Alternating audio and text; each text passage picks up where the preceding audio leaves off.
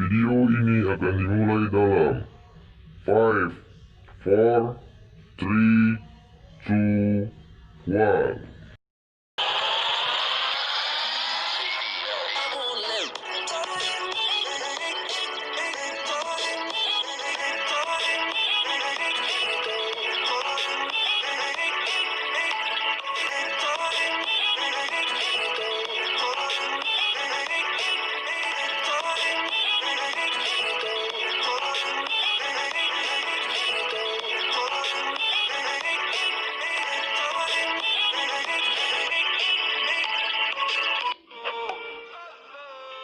Assalamualaikum warahmatullahi wabarakatuh. Perkenalkan, nama saya Ahmad Edwin Mahareza Eka dengan NPM 18510303006. Perkenalkan, nama saya Setiana Fatimah, NPM 1851030315. Perkenalkan, saya Rizka Pujiwayuni, NPM 1851030297. Perkenalkan, nama saya Lisna Aryani, NPM 18510300290. Perkenalkan, nama saya Lili Yunida, NPM 18510300304. Perkenalkan, saya Feby Fristri Ragilnata, NPM 1851030316. Perkenalkan, nama saya Rafa Amirah, NPM 1851030298.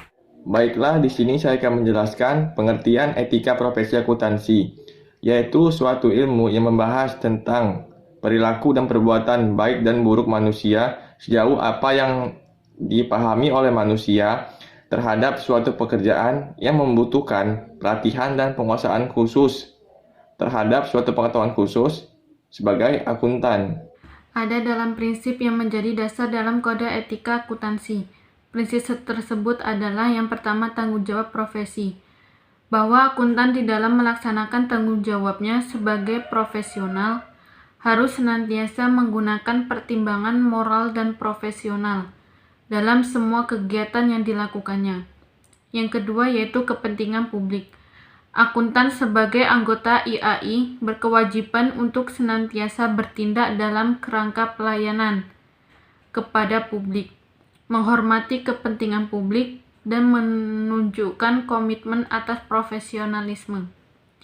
Yang ketiga, integritas. Akuntan sebagai seorang profesional dalam memelihara dan meningkatkan kepercayaan publik harus memenuhi tanggung jawab profesionalnya tersebut dengan menjaga integritasnya setinggi mungkin. Keempat yaitu objektivitas. Dalam memenuhi kewajiban profesionalnya, setiap akuntan sebagai anggota IAI harus menjaga objektivitasnya dan bebas dari benturan kepentingan. Prinsip yang selanjutnya adalah kompetensi dan kehati-hatian profesional. Setiap anggota harus melaksanakan jasa profesionalnya dengan hati-hati, kompetensi, dan ketekunan, serta mempunyai kewajiban untuk mempertahankan pengetahuan. Selain itu, juga memiliki keterampilan profesional pada tingkat yang diperlukan untuk memastikan bahwa klien memperoleh manfaat dari jasa profesional.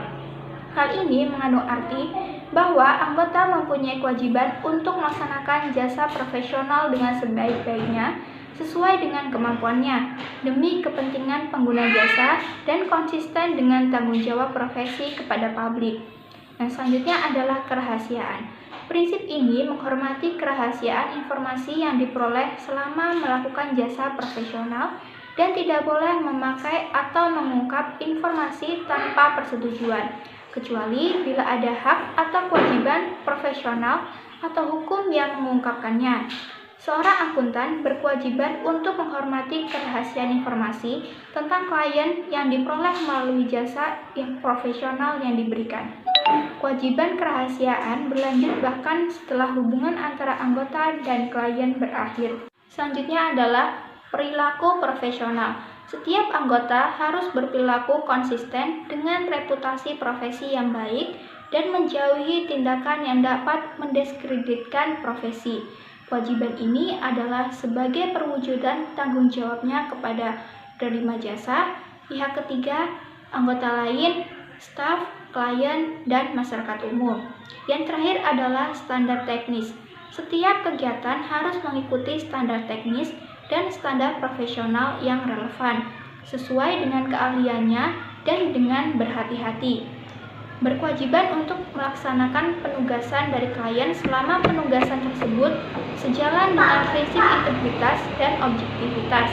Standar teknik dan standar profesional ini dikeluarkan oleh Ikatan Akuntan Indonesia atau IAI. PT Hanson International Tbk merupakan perusahaan land bank properti utama di Indonesia dengan luas tanah sekitar 4.900 hektar, terhampar di berbagai daerah Jabodetabek. Komitmen kami adalah membangun kota untuk kehidupan dan memberikan properti yang nyaman serta berkualitas tinggi untuk para pelanggan. Didirikan pada tahun 1971, PT Hanson International Tbk semula merupakan perusahaan manufaktur tekstil yang beralih fungsi menjadi perusahaan land bank properti yang unggul di tahun 2013. Setelah mendapatkan lebih dari 4.900 hektar lahan. Otoritas Jasa Keuangan mengenakan sanksi kepada kantor akuntan publik partner dari Ernst & Young karena dinilai tak teliti dalam penyajian laporan keuangan PT Hanson International Tbk. Atas kesalahan ini, OJK memberikan sanksi membekukan surat tanda terdaftar atau STTD selama 1 tahun. Deputi Komisioner Pengawas Pasar Modal I. Justini Septiana dalam suratnya mengatakan Shirley Jokom dari Kantor Akuntan Publik atau KAP Purwantono, Sungkoro, dan Surja terbukti melanggar Undang-Undang Pasar Modal dan Kode Etik Profesi Akuntan Publik dari Institut Akuntan Publik Indonesia atau IAPI. Shirley terbukti melakukan pelanggaran pasal 66 UU PM JIS paragraf A14 SPAP 200 dan seksi 130 Kode Etik Profesi Akuntan Publik IAPI. OJK menilai bahwa KAP ini melakukan kesalahan karena tidak cermat dan teliti dalam mengaudit laporan keuangan tahunan PT Hanson International Tbk untuk tahun buku 31 Desember 2016. Kesalahan yang dilakukan perusahaan ini adalah tidak profesional dalam pelaksanaan prosedur audit terkait apakah laporan keuangan tahunan milik Beni Cokro tersebut mengandung kesalahan material yang memerlukan perubahan atau tidak atas fakta yang telah diketahui oleh auditor setelah laporan keuangan tersebut diterbitkan. Kesalahan yang dimaksud OJK adalah adanya kesalahan penyajian atau overstatement dengan nilai mencapai 613 miliar rupiah. Karena adanya pengakuan pendapatan dengan metode akrual penuh atas transaksi dengan nilai gross 732 miliar rupiah. Selain itu, atas laporan keuangan tersebut tidak mengungkapkan adanya perjanjian pengikatan jual beli atas kafling siap bangun per tanggal 14 Juli 2019 yang dilakukan oleh PT Hanson International Tbk sebagai penjualnya.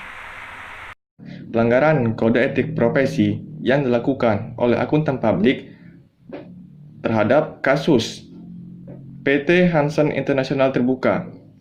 Materinya akan dimulai dari saya sendiri. Otoritas Jasa Keuangan atau OJK dengan ini mengumumkan hasil pemeriksaan dugaan pelanggaran peraturan perundang-undangan di bidang pasar modal terkait kasus PT Hanson International terbuka. 1. Bahwa PT Hanson International terbuka terbukti melakukan pelanggaran A. Ketentuan pasal 69 Undang-Undang Nomor 8 Tahun 1995 tentang pasar modal atau UU PM. Jo huruf A angka 3 Peraturan Nomor 8 Romawi G 7 tentang penyajian dan pengungkapan laporan keuangan emiten atau perusahaan publik dalam kurung Peraturan Nomor 8 Romawi G 7. Jo paragraf 36 Pernyataan Standar Akuntansi Keuangan 44 tentang akuntansi aktivitas pengembangan real estate atau PSAK 44 karena kasus atau atas kasus penjualan kafling siap bangun atau Kasiba dengan nilai gross sebesar 732 miliar rupiah. PT Hansen Internasional Terbuka mengakui pendapatan dengan metode aktual penuh atau full actual method pada laporan keuangan tahunan atau LKT PT Hansen Internasional Terbuka per 31 Desember 2016. Materi selanjutnya akan dilanjutkan oleh Setiana Fatimah. Bahwa PT Hansom Internasional Tbk terbukti melakukan pelanggaran. Pelanggaran yang kedua yaitu ketentuan pasal 69 UU PMJO, huruf C angka 2, huruf D angka 1, dan huruf B. Peraturan nomor 8.G.7. Karena PT Hansom Internasional Tbk tidak mengungkapkan perjanjian pengikatan jual beli kafling siap bangun di Perumahan Serpong Kencana tertanggal pada 14 Juli 2016 atau PPJB 14 Juli 2016 terkait penjualan Kasiba pada LKT PT Hansom Internasional Tbk per 30 Desember 2016. Otoritas Jasa Keuangan atau OJK menjatuhkan sanksi kepada Beni Cokro Saputro karena telah terbukti melakukan manipulasi laporan keuangan PT Hansen Internasional tahun 2016. Beni Cokro Saputro selaku Direktur Utama PT Hansen Internasional per 31 Desember 2016 telah terbukti melakukan pelanggaran terkait pasal 107 Undang-Undang Penanaman Modal karena Beni sebagai pihak yang menandatangani PPJB atau Perjanjian Pengikatan Jual Beli 14 Juli 2016 dan Repatriation Letter tertanggal 29 Maret 2017 tidak menyampaikan PPJB 14 Juli 2016 kepada pihak auditor yang mengaudit laporan keuangan tahunan per 31 Desember 2016. Hal ini mengakibatkan pendapatan di laporan keuangan 2016 menjadi overstate dengan nilai material sejumlah 613 miliar rupiah. Selain itu, Direktur Utama PT Hansen Internasional juga melakukan pelanggaran terhadap OJK karena menyebabkan OJK menjadi tersesatkan dan tidak dapat menggunakan kewenangannya untuk memerintahkan PT Hansen Internasional melakukan koreksi atas pengakuan pendapatan pada laporan keuangan tahunan PT Hansen Internasional per 31 Desember 2016. Ini saya akan melanjutkan membahas materi. Yang keempat, bahwa Saudari Shirley Jokom selaku rekan pada Kantor Akuntan Publik Purwantono, Sungkoro dan Surja, member of Ernst & Young Global Limit, yang melakukan audit atas LKT PT Hansen Internasional Tbk per 31 Desember 2016. Terbukti melakukan pelanggaran pasal 66 UU PMJIS, paragraf A 14 Standar Profesional Akuntan Publik, Standar Audit 200 tentang tujuan keseluruhan auditor independen dan pelaksanaan audit berdasarkan standar audit dan kode etik profesi akuntan publik Institut Akuntan Publik Indonesia, Seksi 130 tentang prinsip kompetensi serta sikap kecermatan dan kehati-hatian profesional. Karena dinilai tidak cermat dalam menggunakan kemahiran profesionalisme terkait pelaksanaan prosedur audit SA 560, terutama pada huruf B, paragraf 14 terkait penentuan apakah LKT PT Hansen Internasional Tbk per 31 Desember 2016 yang mengandung kesalahan material yang memerlukan perubahan atau tidak atas fakta yang diketahui oleh auditor setelah laporan keuangan diterbitkan. Sekian penjelasan dari saya. B. Bertanggung jawab atas kesalahan penyajian LKT PT Hansen Internasional Tbk per 31 Desember 2016 sebagaimana dimaksud dalam ketentuan angka 4 JIS, angka 2 dan angka 3 Peraturan Nomor 8G11 tentang tanggung jawab direktur atas laporan keuangan atau Peraturan Nomor 8G11 Yang ketiga, bahwa saudara dan Tabrani selaku Direktur PT Hanson International Tbk per 31 Desember 2016 bertanggung jawab atas kesalahan penyajian LKT PT Hanson International Tbk per 31 Desember 2016 sebagaimana dimaksud dalam ketentuan angka 4 JIS angka 2 dan angka 3 Peraturan Nomor 8.G11. Selanjutnya, yang C, terhadap Saudara Adnan Tabrani, Otoritas Jasa Keuangan menetapkan sanksi administratif berupa denda sebesar 100 juta rupiah. Yang D, terhadap Saudari Sherly Jokom selaku rekan pada kantor akuntan publik Purwanto Sungkoro dan Surja atau member of Ernst & Young Global Limited yang terdaftar pada Otoritas Jasa Keuangan dengan STTD nomor .59-PM-22-STTD/AP/2016 pada tanggal 18 Februari 2016 yang telah diperbaharui dengan STTD nomor .2-STTD/AP/116-PM-22-2018 pada tanggal 5 Februari 2018. Otoritas Jasa Keuangan menetapkan sanksi administratif berupa pembekuan terhadap STTD selama 1 tahun. Selanjutnya yang kelima, untuk memperhatikan pelanggaran yang dilakukan pihak tersebut, maka Otoritas Jasa Keuangan menetapkan sanksi administratif atau perintah tertulis sebagai berikut. Yang A, terhadap PT Hanson International Tbk, Otoritas Jasa Keuangan menetapkan sanksi berupa denda dan perintah tertulis, yaitu yang pertama, sanksi administratif berupa denda sebesar 500 juta rupiah.